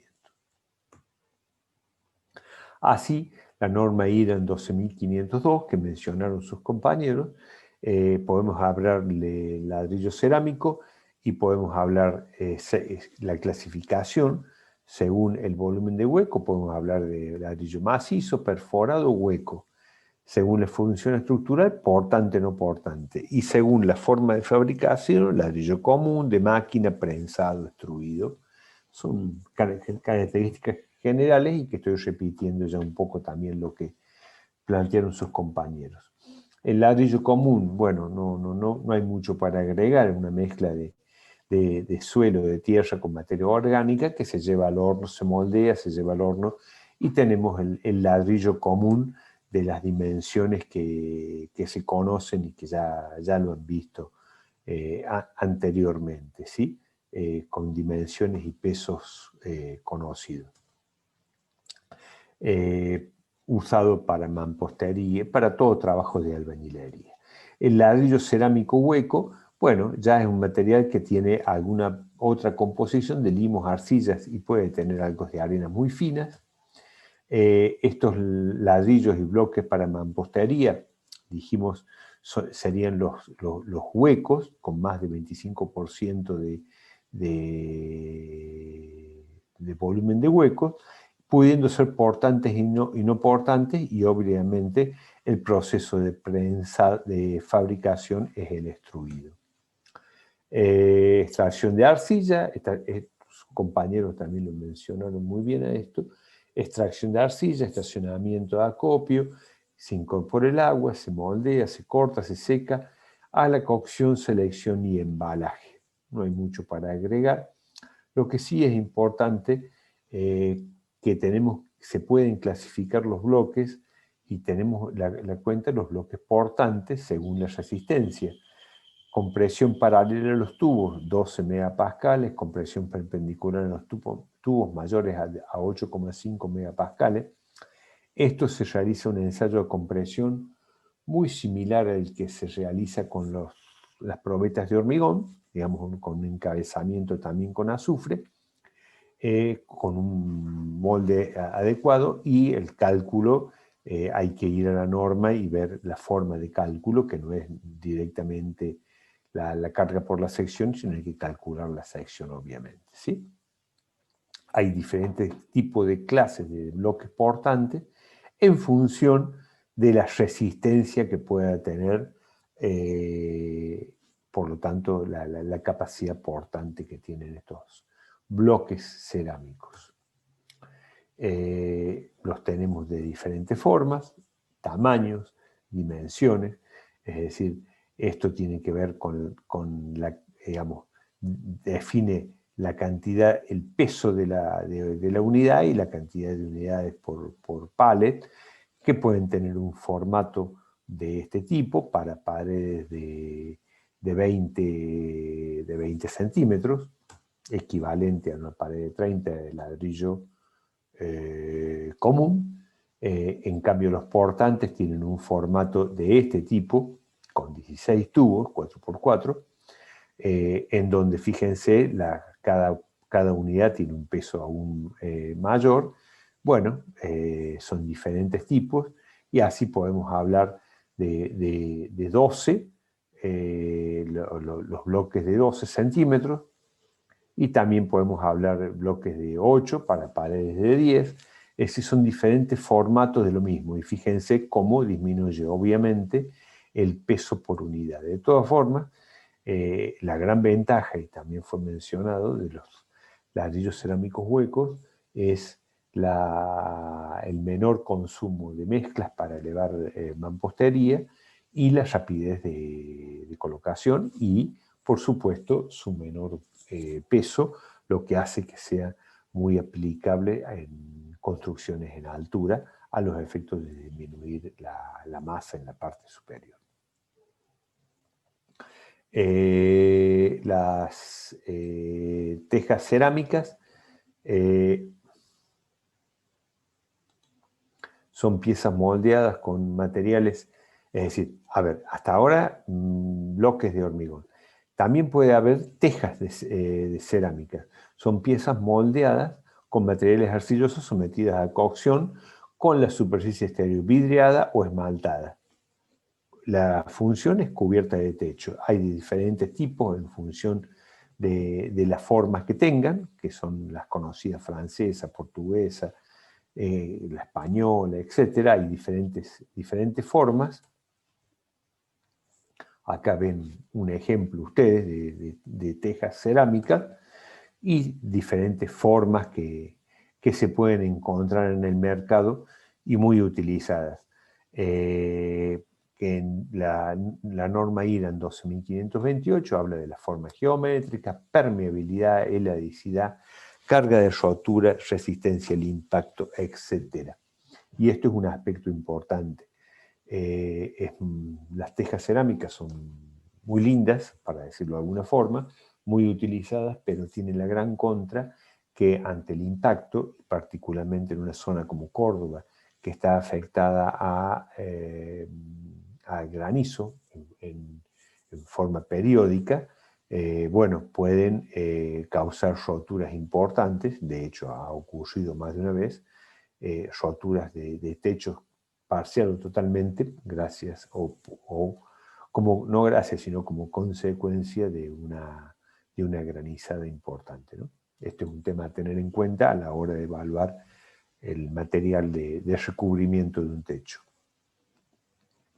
Bueno, esto es un poquito en forma rápida lo que hemos visto. También podemos hablar de los cerámicos como cerámicos para revestimiento.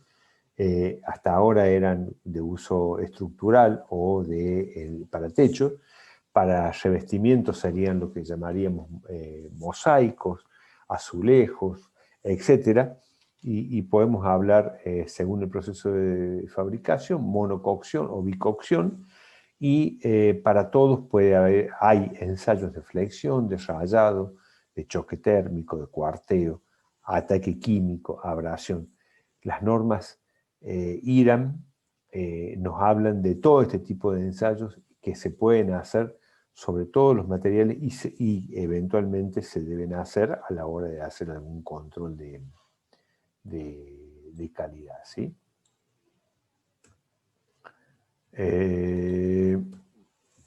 Así, por ejemplo, ustedes pueden ver acá, voy a correr esto así se ve bien,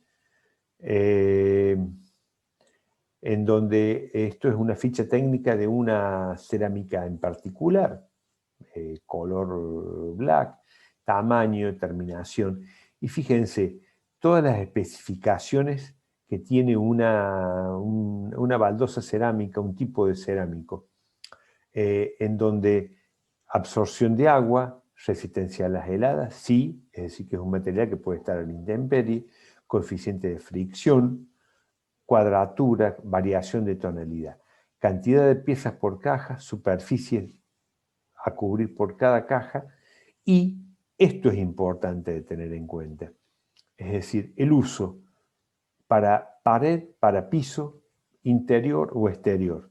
Fíjense, este cerámico en particular puede ser usado como uso residencial de pequeños comercios o grandes comercios. Es decir, que tiene alta resistencia a la abrasión. Esto es muy importante, ¿por qué?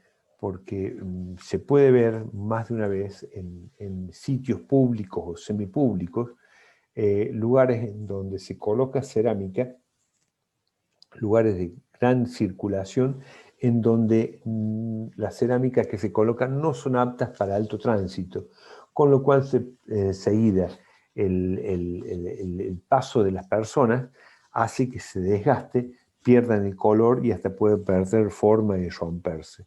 Es muy importante tener en cuenta las características del cerámico que uno está comprando a la hora de adquirir para un determinado uso en particular, puesto que esto puede, repito, llevar a que haya problemas a futuros, problemas en el uso del material, ¿sí?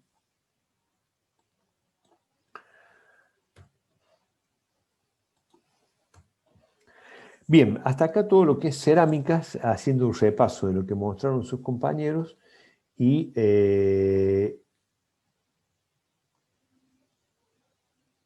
¿están viendo mi pantalla, chicos? Sí, profe. Está bien, ¿no? Porque acá me parece un cartel que dice su función de compartir pantalla está en pausa, pero bueno, no importa. Bloques de hormigón. Los bloques de hormigón, según la norma Ahora, IRAM... disculpe, profe, ¿no? ¿Qué Quedó pasó? la ficha técnica del Ajá. anterior.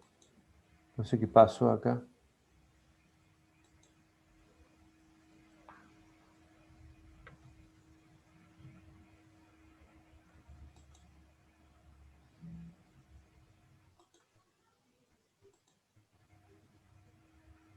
¿Ahora sí? Ahora sí se Ahí ve. estamos. Está bien, Sí. no, Algo habré apretado tratando de correr este bloque que me jode acá. Vamos acá, bloques de hormigón. Los bloques de hormigón es un material muy utilizado a la hora de encontrar una alternativa al ladrillo común para la construcción de viviendas. Generalmente asociado a viviendas económicas, pero esto no es una realidad, sino que se usa en cualquier tipo de viviendas. ¿Y por qué digo generalmente asociado? Porque, como sus compañeros lo mencionaron en la presentación, el inicio de los bloques de hormigón fue en la fabricación casera de bloques, en donde se fabricaban bloques sin ningún control, y esto llevaba a que fuera un material barato y de poca calidad. Hoy en día existe, y lo mencionaron en la Asociación Argentina de Bloque de Hormigón, y fábricas montadas, y en Córdoba las hay, montadas para la fabricación de bloques de hormigón de excelente calidad, que cumplen con todas las normativas exigidas por las normas y que nos confieren un material perfectamente apto para la construcción de lo que uno tenga que hacer, como portantes o no portantes. Entonces, repito, en un principio el bloque de hormigón era un material que se fabricaba en forma artesanal y con una pequeña bloquera y sin querer desmerecer en el patio de una casa. Y está bien para algunos usos, pero el desarrollo de la tecnología ha llevado a la fabricación en forma industrial de un material de excelente calidad. Por eso no hay que minimizar su uso ni sus posibilidades de uso. Según la norma IRAN 11561, es un mampuesto ejecutado en hormigón de cemento Portland que incluye huecos en su masa con un volumen mayor del 25%, total aparente, destinado a la construcción de muros y tabiques. A ver, es un hormigón en donde, digamos, el material grueso no es tal, sino es de un tamaño menor. El módulo de fineza de la mezcla total no puede pasar de 3,7. El agregado grueso alrededor de un 40% y agregado fino 60%. Pero fíjense, estamos hablando de generalmente el tamaño máximo de 10 milímetros, es decir, como tamaño máximo. Hablamos de, para decirlo de alguna forma, arenas gruesas, más que agregado grueso en general lo que se utiliza, con una dosificación de 1 a 10 aproximadamente en cemento y agua, en donde puede haber diferentes, cemento y agregado, perdón, en donde puede haber diferentes formas o composiciones o formatos de dosificación, ¿sí? Hay bloques de N formas, desde los bloques normales, tradicionales, hasta bloques en donde simulan revestimientos por sí o que son por sí solos un revestimiento y de características digamos, visuales muy agradables. Esto remarcado a su vez también con el color que le da no solamente, como dije anteriormente, la textura, sino el color le da una terminación muy agradable. Las diferentes formas, que los podemos ver acá, en donde podemos ver los bloques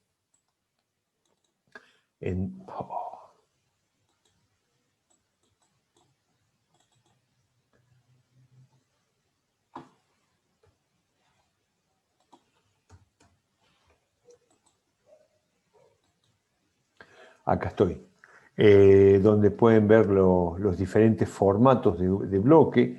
Esto que ven acá, ustedes ven, es un formato de bloque que permite la construcción de algún tipo de dintel, como esto que está acá, medios bloques enteros, Una de las grandes contras que tiene el bloque de hormigón es que es muy difícil de cortar, y generalmente cuando se corta en obra se produce la rotura del material, es decir, hay un desperdicio importante.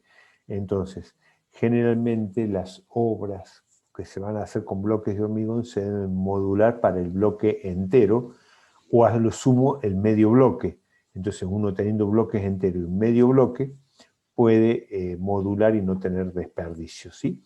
Y hay diferentes formatos y diferentes tamaños de 10 centímetros, de 20 centímetros, de 13, 15. Ustedes ven acá las diferentes formas y tamaños, ¿sí?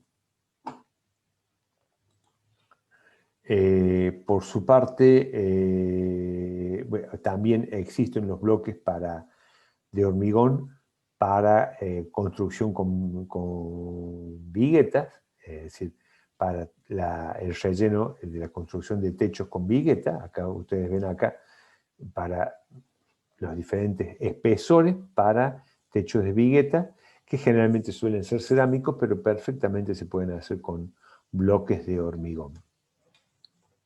Y así llegamos a construcciones que pueden ser y que se hacen con bloques de hormigón, con texturas, formas y colores, terminando, digamos, la gran ventaja que tiene es que no necesita revestimientos, sino por sí solo el bloque ya es, tiene una buena terminación. Esto lo único que necesita es una pintura impermeable a los efectos de minimizar la permeabilidad que puede llegar a tener y la absorción de los bloques al exterior, y tenemos una muy buena terminación desde el punto de vista técnico y desde el punto de vista visual, ¿sí?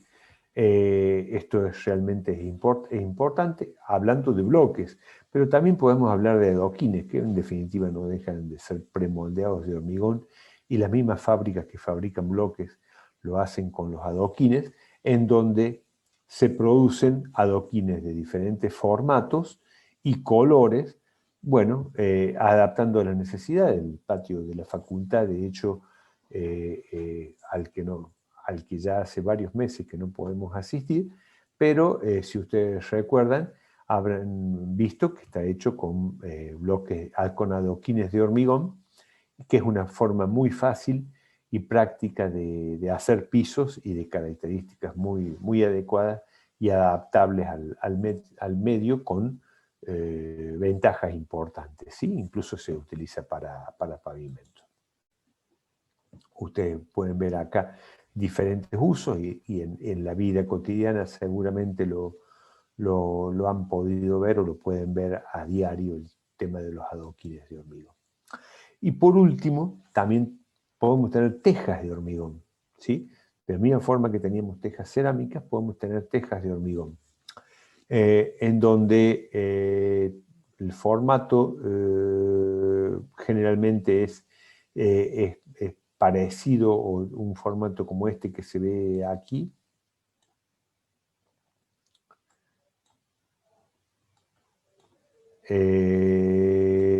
en donde a cada teja, no a cada teja, sino a las muestras, la norma establece que hay que hacer ensayos también, ensayos de flexión, como el que pueden ver aquí, establecido por norma. Este es un ensayo de permeabilidad, en donde, fíjense, se ven las tejas y se pega, esto es un sellador, laterales, ¿sí? Que generalmente son de acrílico, se lo llena de agua, y al cabo de 24 horas la norma establece que en la parte inferior no se deben ver, no se deben ver gotas de agua que hayan caído. Son ensayos que se realizan, a los que se deben someter o se pueden someter las tejas para ver las características. De la misma forma que también se las deben someter a ensayos de impacto, porque también pueden resistir o deben resistir el impacto ante una posible pedrea, que es el punto débil de las tejas, tanto cerámicas como las de hormigón, ¿sí? Bueno, hasta acá lo que tengo para contarles. Les recuerdo este cronograma para que lo tengan presente y que vayan preparando las actividades que siguen. No sé si queda alguna duda o algo que plantear. ¿Profe? Sí. Con respecto a la clase no, estuvo muy interesante, al igual que lo que expusieron mis compañeros. Las preguntas que hay, si se puede, son de varias cositas. ¿Sí? ¿Tiene unos minutos para respondernos? Si se puede, si puedo llegar. Buenísimo. Si lo sé. Están preguntando un poquito con respecto a la recuperación de algún trabajo práctico para poder ir a coloquio, como así decir. ¿Se puede hacer ese recuperatorio? A ver,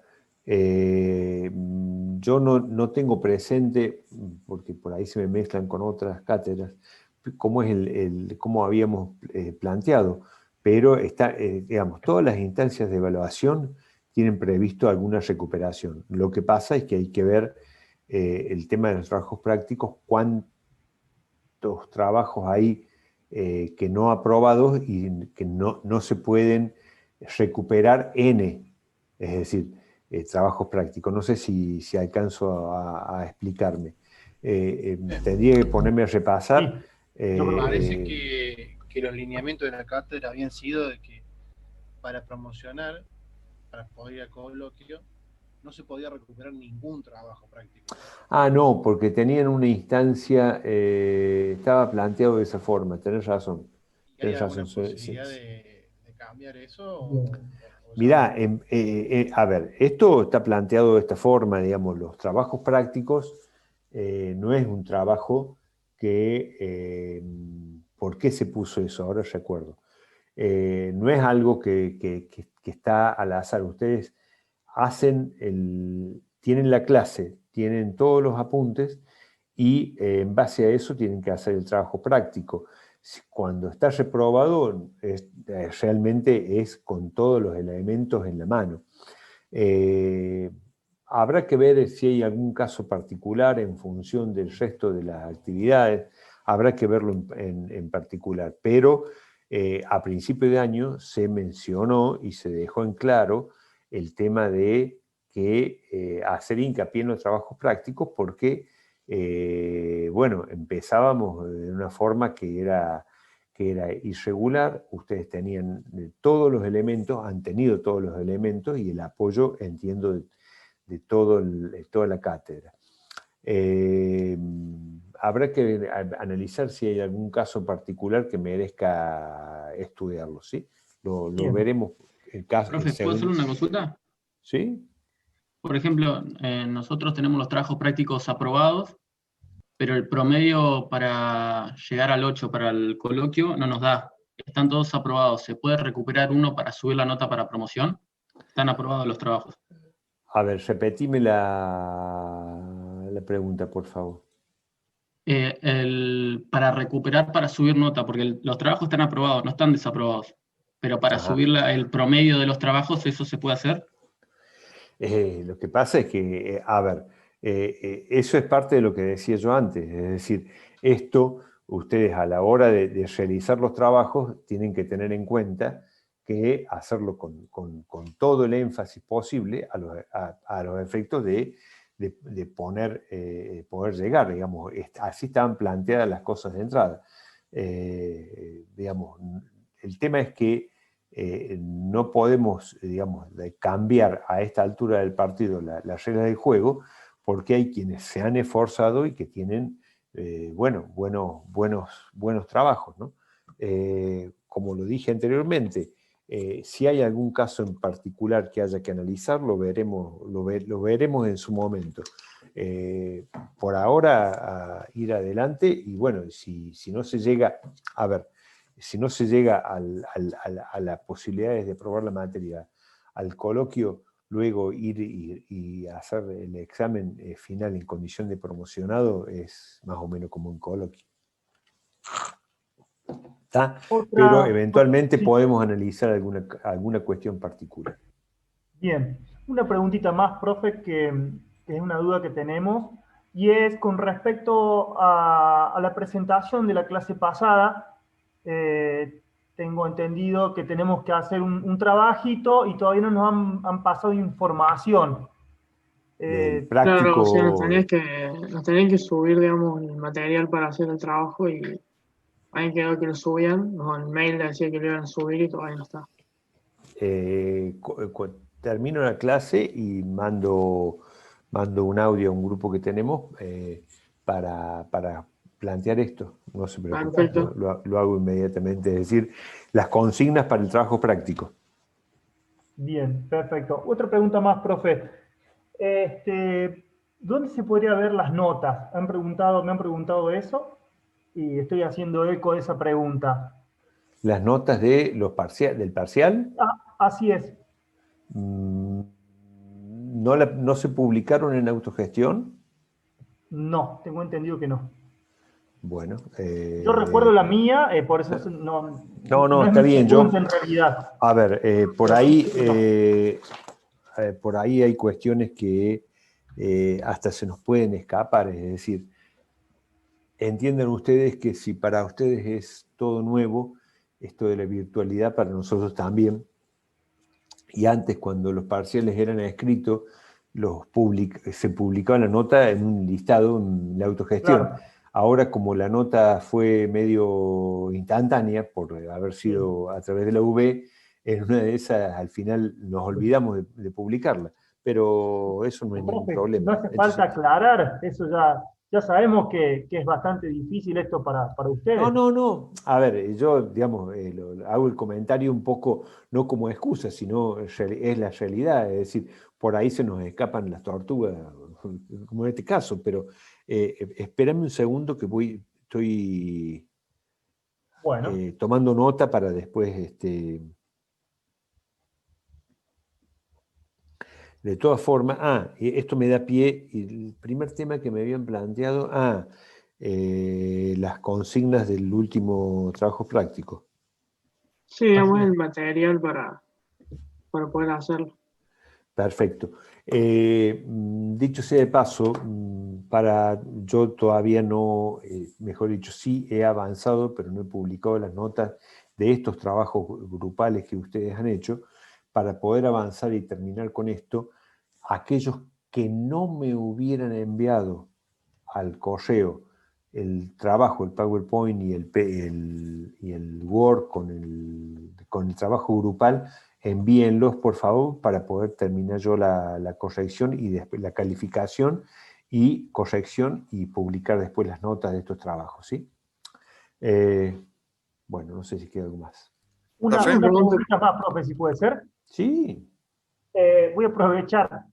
¿Qué es el coloquio? Porque el coloquio. Hablamos el coloquio todos de coloquios, pero en realidad mis compañeros es casi no un examen, saben. es decir, es casi un examen.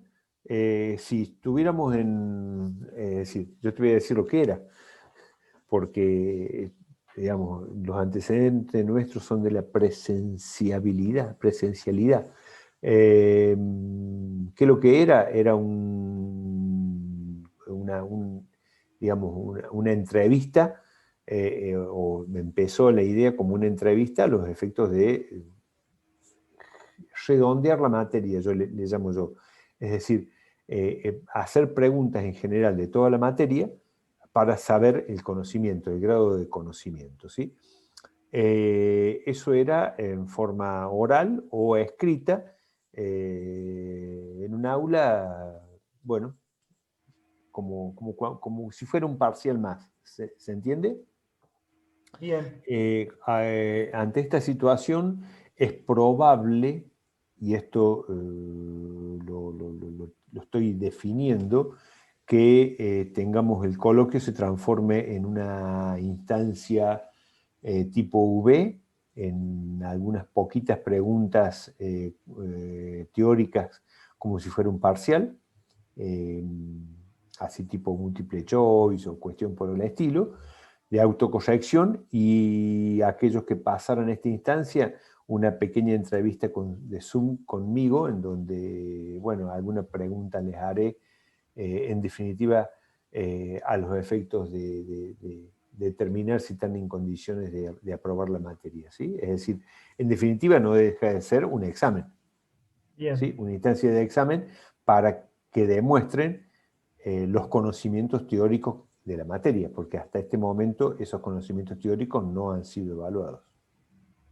Perfecto, perfecto. ¿Se entiende? Sí, sí, se entiende. Bien.